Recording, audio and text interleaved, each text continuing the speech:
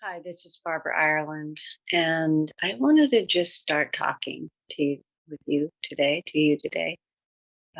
about something that's been going around in my head this morning. Well, for months, a year, I don't know, but a lot this morning. I was thinking about the mind loop of judgment.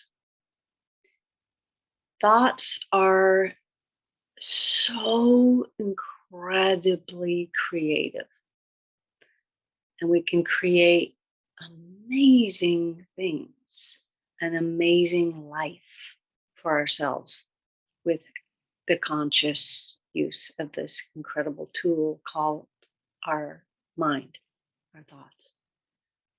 Thoughts can also be very dangerous.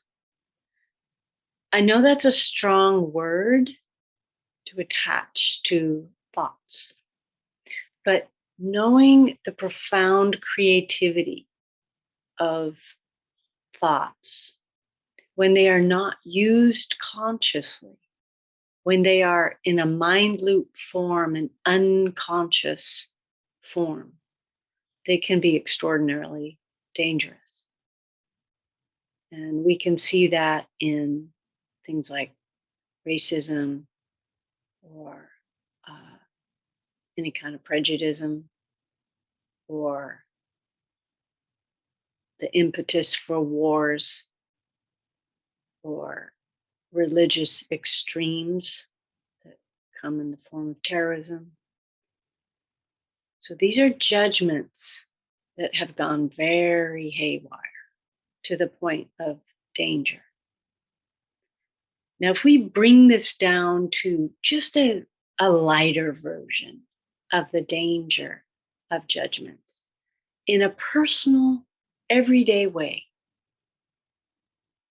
when I talk about danger, it doesn't have to be extreme. It can be how one is using the unconscious version of thought to create disharmony in our lives, unhappiness, unpeacefulness, stress, ill health, relationship conflicts, depression. When you think about it, the things that go on around you every single day, most of them are neutral, but whether someone tailgates you, they're tailgating you. You haven't died from anything. No one's crashed. Yeah, they're irritating. Yeah, we get judgments. We get angry. We can fume about that for hours, can't we? We can call our friend and tell them about the obnoxious, hurried driver behind us who scared us or irritated us, or we fought back by slowing down and freaking them out. Maybe we yelled at them at a stoplight. Maybe we even followed them. Talk about danger, dangerous thought. The judgment we had about that moment in time has created this enormous cascade of problems in our lives.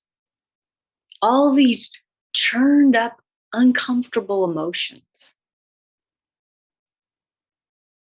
And it spreads as we talk about it to other people, or as that has happened and now we're all irritated and we go into the office or go and get a coffee and we're in this mood, and now we're spreading that unconscious negative looping thought has turned into an emotion in our bodies. We're spreading it all over the place.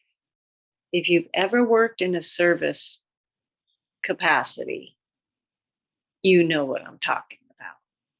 I used to work in a bakery when I was a teenager, and boy, people just felt like taking their crap out on the clerk. So be nice to clerks and servers, okay?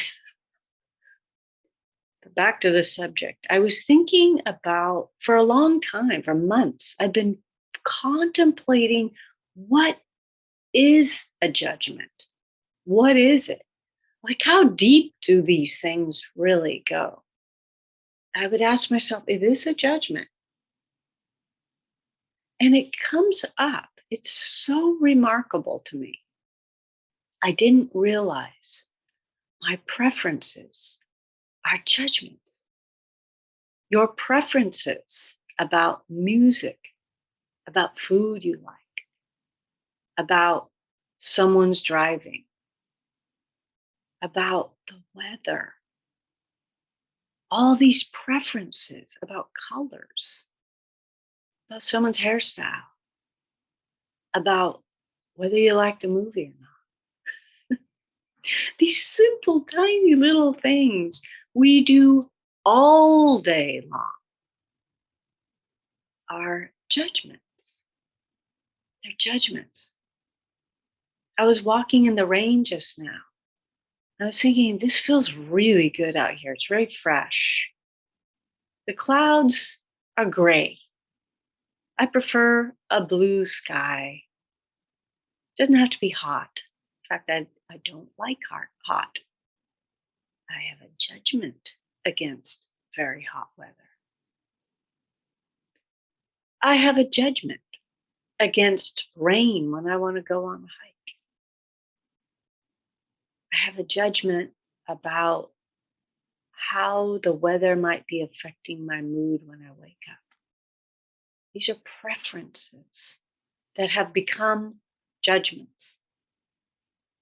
What would happen if we let go of preferences? And that's what went through my head as I walked outside in the rain. And I thought, it's raining. I'm going to get wet. It's a little chilly. It's gray. And it's beautiful. It's fresh. The birds are out in it. The plants are drinking. I just planted a whole garden yesterday. It's getting this huge amount of nourishment. It felt really, really, really good when I took the preference away. I thought about one of the areas I can be very judgmental and have very strong preferences is in music. As a musician, I have very strong opinions about whether music is good to me or not, or whether someone is on key or not. Because I know when I've been off key and I hear it, I can almost hardly stand to be in my skin. I have a very, very clear ability to hear when something is on key or not. And at the slightest bit off, it feels almost like fingernails on a chalkboard. So the other day, I heard someone singing. And the first thought that went into my head was like, oh, off key, flat. And then I went, wait a minute. That's a mind loop. That's a judgment. Yes, it's a preference, but it's also a judgment. And so I listened to the singing, I listened to the song from a very, very different place. I let that go and just listened to the singing. And it was incredible. It's making me tear up. It made me tear up to listen to it. It was so heartfelt. It was so full of love. I couldn't even understand the words. It didn't matter. I wasn't even listening to words. It was the tone of the music, the tone of the singer who was off key. It was beautiful. What would happen if all of us walked around with diminishing preferences? Do you think we'd like more movies? Do you think we'd like more people? Do you think we'd like most of our dreams unless they're hardcore nightmares? Do you think we'd like more foods. I know a friend who, as a child, for some reason, he thought he hated pizza.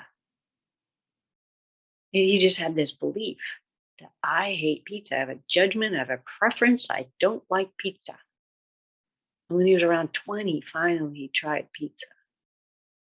He missed out on, what would that be, about 17 years of that great joy of eating a pizza. We may be missing out on friends, experiences, for sure, happiness, extraordinary amounts of happiness. So today, if you are up for it, consider tuning into your own thoughts, specifically looking at judgments and preferences. And every time you catch yourself, saying, I don't like this, or that person's doing something wrong, just listen to it. You don't even have to do anything with it at this point. Just notice how many preferences, which are judgments, are going on. And that includes about yourself. When you look in the mirror and you see that wrinkle, I don't like that wrinkle. I don't want that wrinkle. What if that wrinkle is exactly the thing that attracted someone else to you? Because they said, that person has, you know, these lines, the laugh lines. That means they laugh.